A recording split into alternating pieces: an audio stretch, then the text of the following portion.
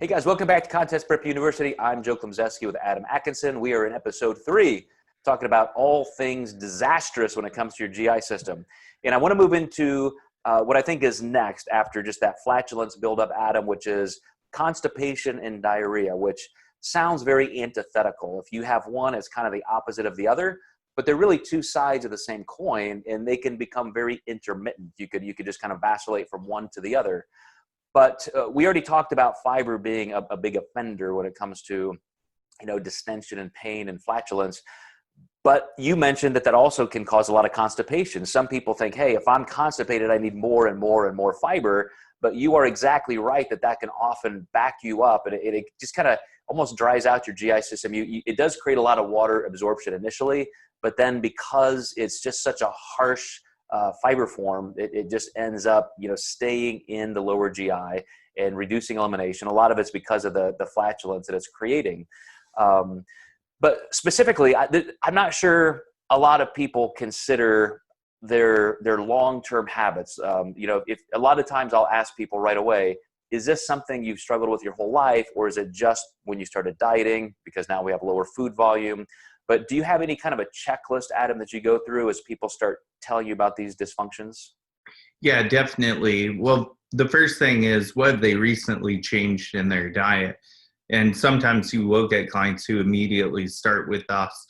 I've seen this a lot with the rise in vegan dieting, and some people's GI, I don't want to hate on vegan dieting, but some people's GI system just doesn't handle the foods they're choosing very well because there can tend to be a high influx in fiber. So I saw a lot of new clients who wanted to make sure they were vegan, and they just were selecting, a lot of beans, a lot of lentils, and things like that were really gas forming. And you can get so much loose stool that then it's compacted, and you end up with a really big problem. And a lot of people try to throw more fiber at it, and that's almost like hanging yourself from the noose, because now that's the opposite of what you need. You more so need starch for some better stool formation. Absolutely. And that's just it. You got to find that right balance of fiber, and it comes from different sources. So sometimes you just need more soluble fiber, something that comes from fruit, especially things that are kind of concentrated, like dried fruit. All the things that you hear not to do when you're dieting sometimes are very much healthier for your GI system. And so you mentioned just starch in general, because it forms a better bolus of stool. And so things like rice can be very, very good. If you don't have specifically, Crohn's disease or celiac disease, and so you can consume bread products, sometimes somebody who's having some either constipation or diarrhea, they need to back up and have white flour. Sometimes a bagel, not the whole grain, multi-grain, let's throw all this fiber back in it, as you said. But really the most simple thing, you have to almost induce constipation if you've got a problem with chronic diarrhea. And the reason I want to really key in on that for a second, Adam, is if you're having a lot of loose stools repetitively, you're going to start eroding the submucosal lining of the colon, and even then the mucosal lining, and then you're going to develop ulcers.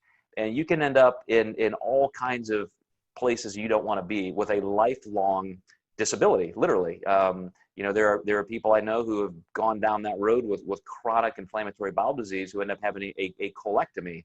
And all of it was just preventable because of the food they were consuming. If they just had pumped the brakes and said, wait a second, this shouldn't be like this. I need to figure this out. They could have resolved all of that. Yeah, for sure. We see a lot of people who don't add enough calories in post contests, and they maybe diet on their own, and they just lean towards massive amounts of vegetable fiber. And even though that sustains like weight loss for them, they're doing a lot of damage to their GI that way. The last thing I want to mention, guys, regarding constipation diarrhea is the supplements are often the greatest issue. Branched chain aminos, high concentration of amino acids can induce diarrhea. And sometimes even just a vitamin can do that. I've seen a couple people with just the particular brand of vitamin, because these things are very concentrated. So I guarantee you that if you have to stop everything for a week, you're going to live. You're not going to lose all your muscle mass. You're still going to be okay. And then you can start adding one thing in at a time. But if you're really getting into dire straits with your GI system, you got to figure it out quickly. And that's one of the best things to do when it comes to, some of those offenders when it comes to supplements. Start with the food, but you really have to consider those as well. So, go ahead, Adam. Really good point. I had a client, I just had to take off all of her supplements, and she was worried, am I going to lose my gains and I said, honestly, you're at more of a dire risk at continuing feeling the way you are. If you're not digesting food well, you're going to train poorly. You're going to feel bad while you're training with all that gas in your stomach. And, we'll add things back slowly as we go. And that's exactly what we're going to talk about in the next episode. So stay tuned. We're going to get into the gut microbiome and the health and what that can mean for things like our gains. So we'll see you then.